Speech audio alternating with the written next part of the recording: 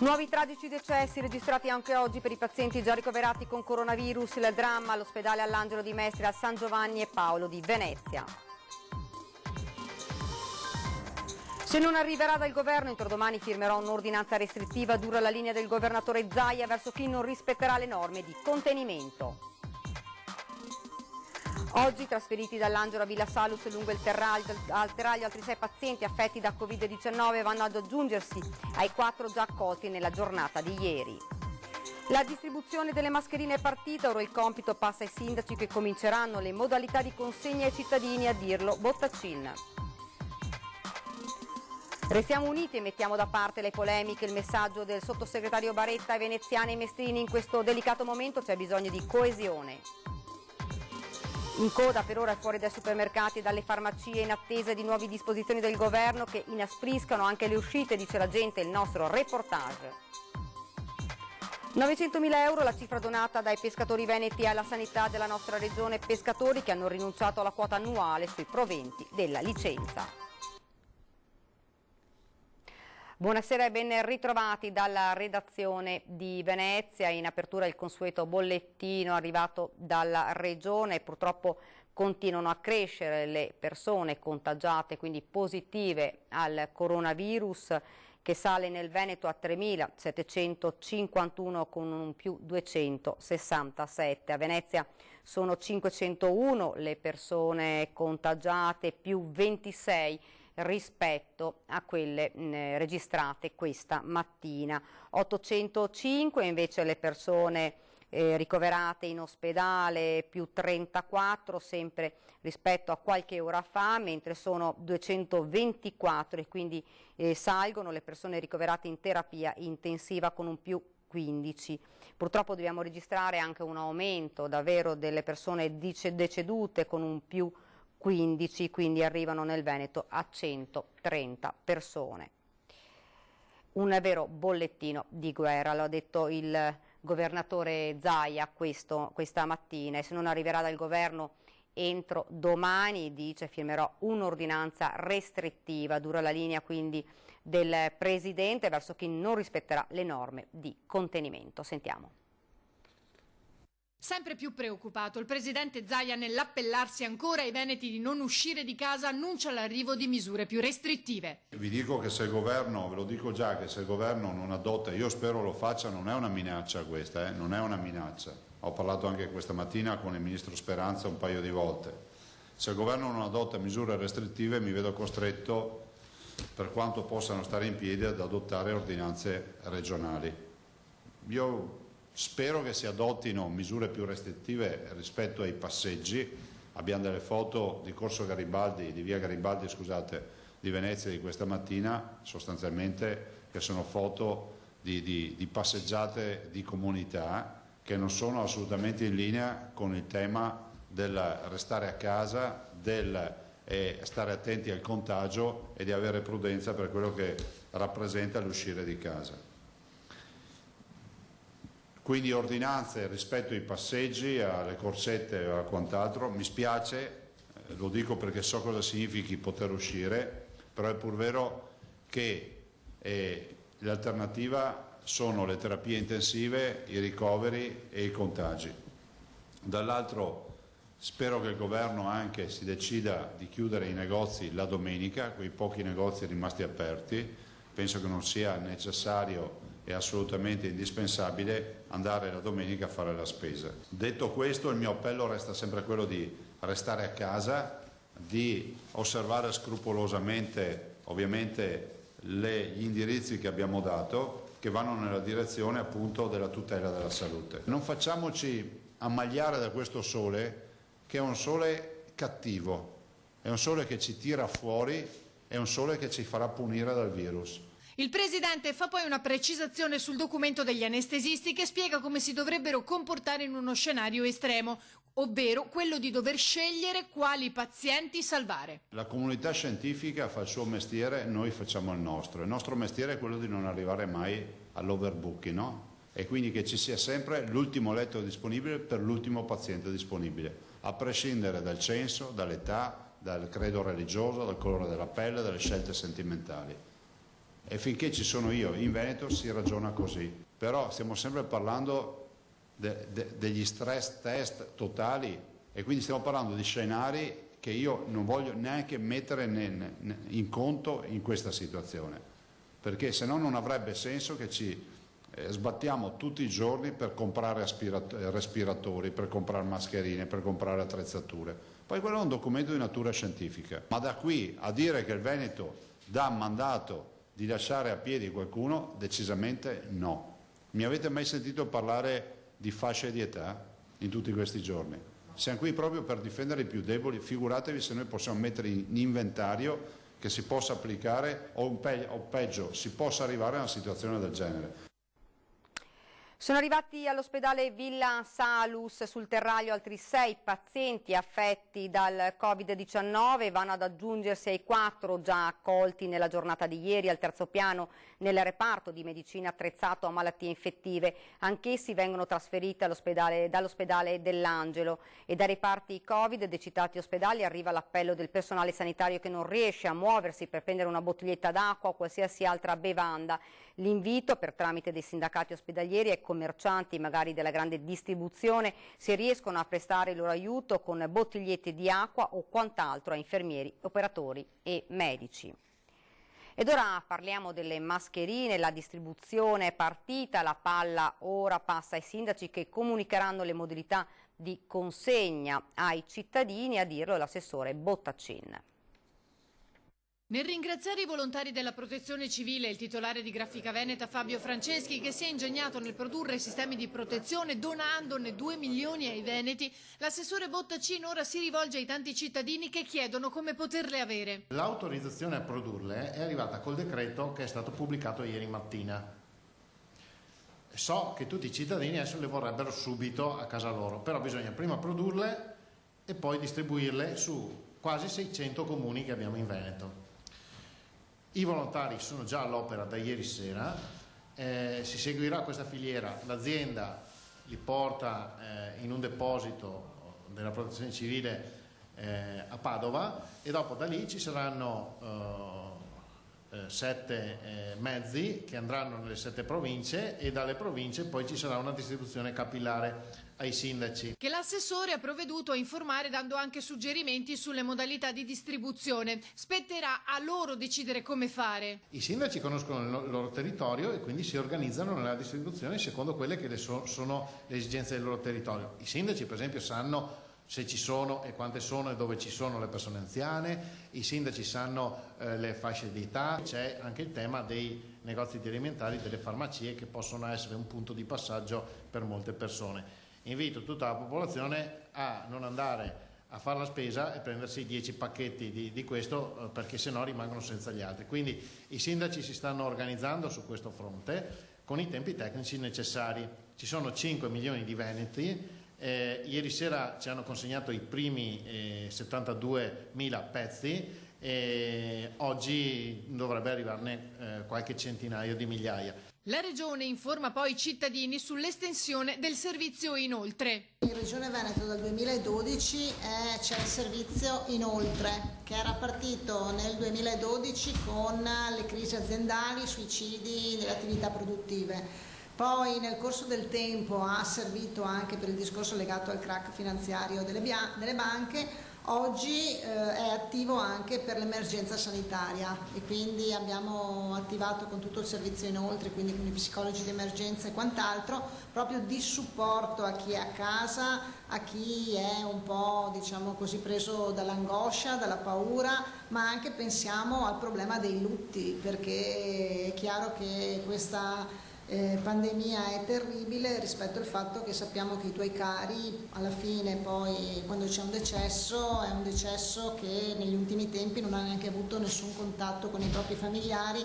e in molti casi voi sapete che anche dopo insomma i familiari possono essere in isolamento fiduciario, quindi insomma si tratta di situazioni molto particolari, molto delicate, situazioni che sicuramente mettono in discussione anche gli equilibri delle persone. Il numero verde attivo 24 ore su 24, 7 giorni su 7 con psicologi formati è 833 43 43.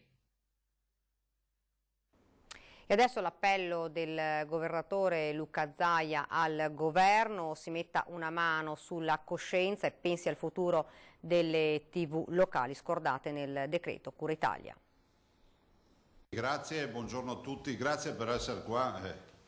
Passerete alla storia come i pionieri della comunicazione al tempo del coronavirus. Inizia così il consueto punto stampa dalla sede della Protezione Civile regionale, con il presidente del Veneto che ringrazia i giornalisti del territorio e il ruolo da servizio pubblico svolto dalle TV locali in questi giorni di emergenza. Approfitto per ringraziarvi per il grande lavoro che state facendo, perché questa è una comunicazione, un'informazione che date di protezione civile, di comunicazione in uno stato di emergenza e che ci permette di parlare direttamente ai cittadini, quindi grazie a tutti voi, un ringraziamento a tutti coloro che sono collegati tramite le dirette televisive e tramite ovviamente i canali social, Facebook, Instagram e quello che è. Il suo appello al governo, che nel decreto Cura Italia ha dimenticato le televisioni locali e il loro ruolo in questa condizione di tante incertezze, in cui di ora in ora gli inserzionisti disdicono i loro contratti pubblicitari. Voglio dire peraltro che le televisioni,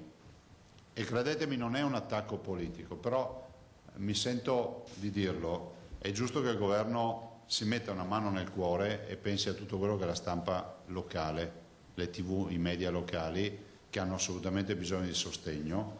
E tutti voi state facendo un buon lavoro, dalla TV nazionale, il servizio pubblico e quant'altro, però è indubbio che insomma con la possibilità anche di gestire in maniera migliore i palinsesti a livello locale, dove la proprietà può decidere di fare le dirette H24, dove comunque c'è meno vincolo, diciamo, di programmazione nazionale, è giusto che venga riconosciuto questo grande lavoro di protezione civile e di informazione civica che stanno facendo le TV locali. So che in questo decreto non è passata la misura, spero vivamente che il governo si metta una mano sulla coscienza e lo faccia col prossimo provvedimento. Nel ringraziamento corale a chi continua a lavorare con etica e abnegazione, il governatore torna ancora una volta a rammentare noi della stampa, delle TV locali. Il ringraziamento va in maniera corale a tutti quelli che stanno lavorando, giornalisti compresi in questo momento, che fanno un'attività diciamo eroica e che vengono alle conferenze stampa. Voi non li potete vedere, sono tutti bardati con la mascherina e rischiano anche del loro. Restiamo uniti in questo momento, più che mai lontani dalle polemiche che non servono, a dirlo il sottosegretario all'economia, candidato sindaco a Venezia, Pierpaolo Baretta. È paradossale, ma per restare insieme uniti bisogna restare separati. Sì, non siamo abituati, è una cosa totalmente nuova che ci crea anche ansia, ma lo dobbiamo fare, dobbiamo rispettare queste regole perché sono le sole che ci consentono di sconfiggere questo virus così subdolo che si è insinuato tra di noi e ci sta cambiando la vita. Certo, vediamo le nostre città semideserte, Piazza San Marco, Piazza Ferretto, senza le persone che passeggiano, che si salutano, ma è questo quello che ci capita di vivere, lo dobbiamo fare con grande responsabilità. Ci sono coloro che vanno a lavorare, che sono costretti ad andare a lavorare e lo devono fare in sicurezza e sono i più esposti al rischio. Per questo sono importanti tutte le regole di prevenzione che gli assicurino un lavoro il più tranquillo possibile. Gli operai di Porto Marghera, gli impiegati o delle altre imprese del nostro territorio, i marinai dei nostri vaporetti, ecco, tutti questi va il nostro ringraziamento e la nostra attenzione, ma soprattutto i medici di base e coloro che lavorano nella sanità, che sono davvero i più esposti di tutti, va anche il sostegno materiale oltre che morale, oltre che il ringraziamento. Certo, noi siamo preoccupati della nostra salute, ma lo siamo anche della nostra economia, che sta passando un momento davvero molto difficile, molto duro. Stiamo facendo molto, ma non basta, dobbiamo fare di più e dobbiamo farlo tutti insieme. Lo Stato, il governo, le regioni, i comuni, e senza polemiche inutili, ma teniamoci uniti, diamo una sensazione anche di un paese che ha voglia di riscatto e che ha voglia di attraversare questo momento difficile. Ed ora ci spostiamo a Mestre, gente in coda fuori dai supermercati e dalle farmacie per tutti, ingressi sempre più contingentati in attesa di nuove disposizioni del governo che inaspriscano anche le uscite, dice la gente. Il nostro reportage.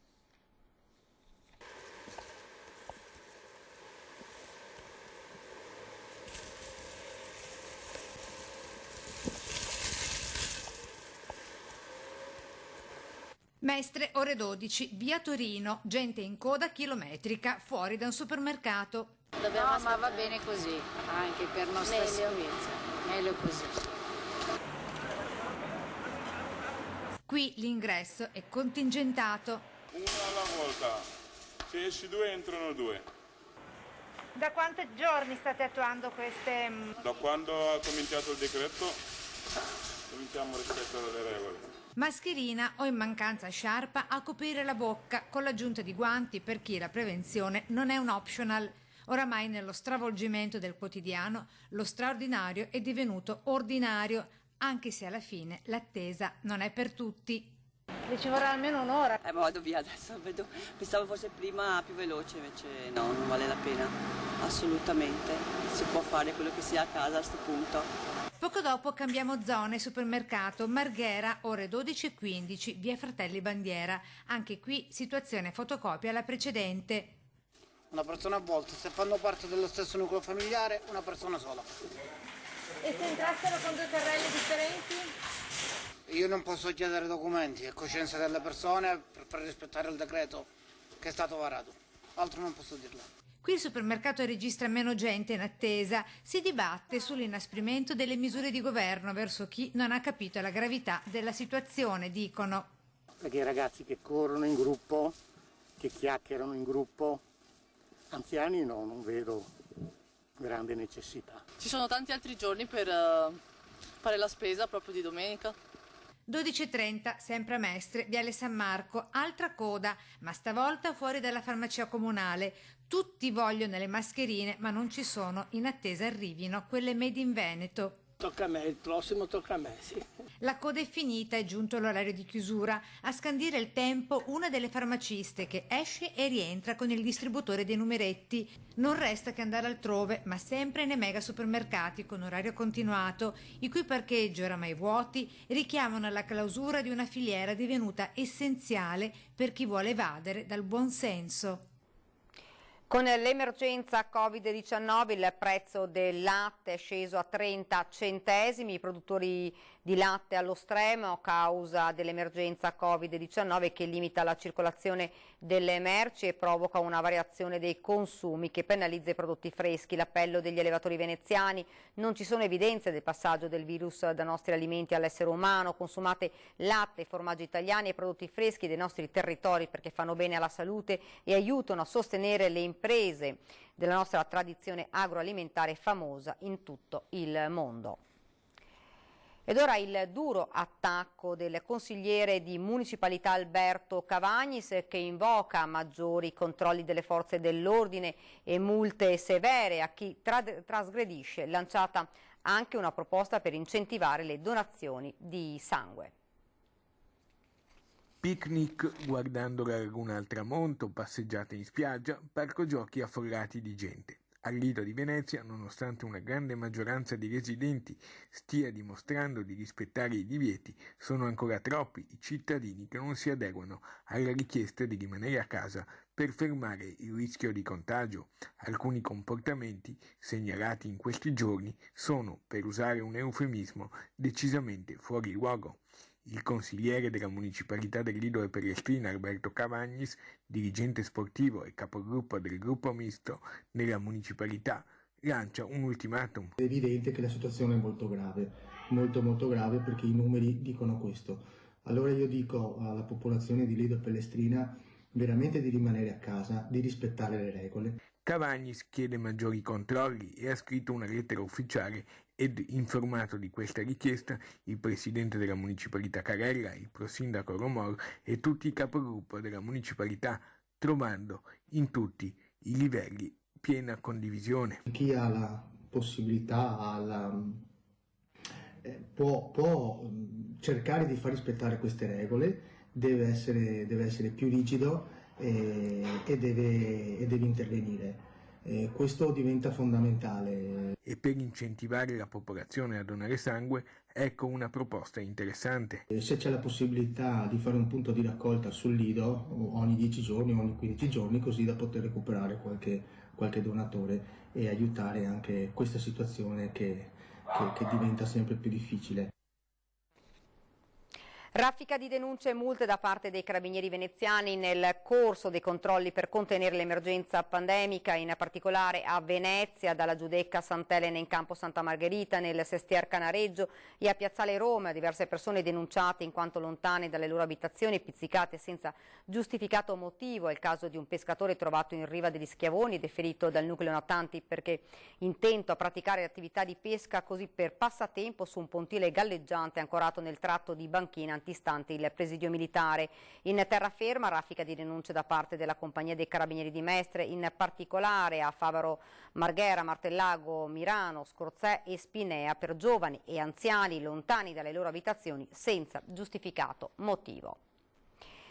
900.000 euro è la cifra donata dai pescatori delle associazioni del Tavolo Blu alla sanità veneta, pescatori che hanno rinunciato alla quota annuale sui proventi della licenza di pesca per concorrere agli enormi bisogni della sanità veneta in questo momento di emergenza. Così il Presidente della Regione Veneto rende merito alla decisione di rinunciare al contributo stanziato nel bilancio regionale 2020 per le loro attività e di devolvere l'intera somma agli operatori della sanità veneta e della protezione civile in prima fila nella battaglia contro il coronavirus.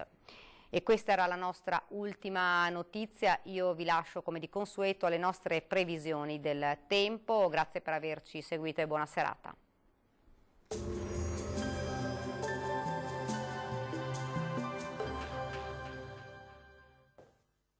Benvenuti al Meteo. Venerdì 20 marzo, ancora una giornata dal sapore primaverile prima di un crollo termico nel fine settimana.